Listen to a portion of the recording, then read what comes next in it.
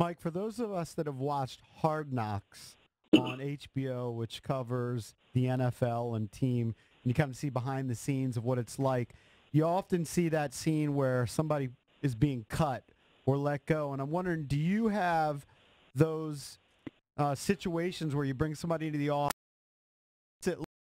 times and you say, you know what, you're not going to be part of the big club, at least right now, we're going to have to send you down?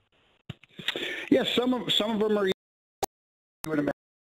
There's certain guys that have had great spring trainings, for example, and are really competing for a job, and then we have to bring them in and tell them that we're going in a different direction. And but I think that these players are smart nowadays, and they really know the not only the baseball aspect of it, but the business aspect of it. So I think that the one thing I've found successful in my career is when you sit these guys down, you look them in the eye, face to face, and you break the news to them honestly and forthright. And I think they respect that. Now, they don't agree with it all the time. We've had arguments about it, but at least they support the fact that you treat them like men, and you talk to them honestly and face to face and man to man. And I think that they realize that you care for the player and for the organization. You're doing this, for the betterment of the ball club. And we've had some spicy ones. We've had some, funny ones and some routine ones. So over the years, you're gonna get your variety of different responses. Can you sum up how you thought Adam Eaton played? I know he was limited, just coming back from the injury.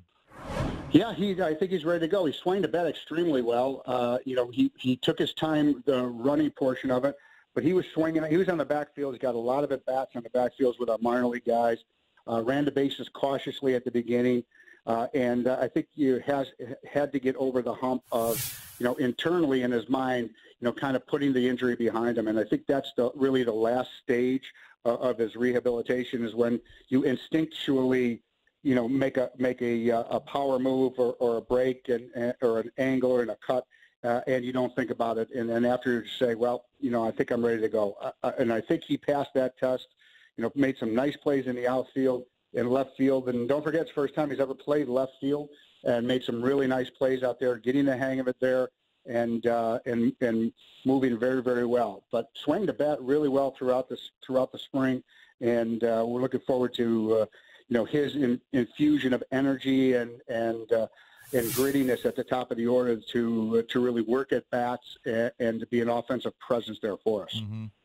I'm interested to see how Zim swings out of the gates here in the next 15 games or so. Just considering what he did during the spring training, choosing not to play in the spring training games. I know he got a ton of at-bats in the minor league games, and he said he looked great and he felt great. Just kind of because this doesn't really happen, right? I mean, how many veterans have actually skipped spring training and just hit in the minors? How do you think that's going to affect him? I don't foresee it affect him at all. He's had more at-bats this spring training he's had in his whole career in spring training. So he's had 50 or so at-bats on the minor league side. Moved around very, very well. He wanted to protect himself, from overusing his bottom half and his legs, and right. But he's prepared. I saw him swinging the bat many, many times on the minor league side, and he's moving around great, and he's in terrific shape, and hopefully he'll come out of the chute quickly. If he does, he's usually a slow starter, so hopefully he'll come out of the gate a little quicker. He tried something new this season, and hopefully it'll work for him. But the fact that he had more at bats this year than he's had in a long time, I think is the difference for me. We saw him play a lot, and the only difference is on the minor league side, it's a very, very controlled environment where we can do what we want with him, and we could stop games if we want. He could lead off every inning if he wants, and I think that was more conducive to his preparation, the way he wanted to get ready this season. Now, a guy that always comes out of the gate quickly on opening day is Bryce Harper, the first player in Major League history to register 5 home runs on opening day before turning 25. What are the conditions looking like in Cincinnati for Bryce to have another opening day homer?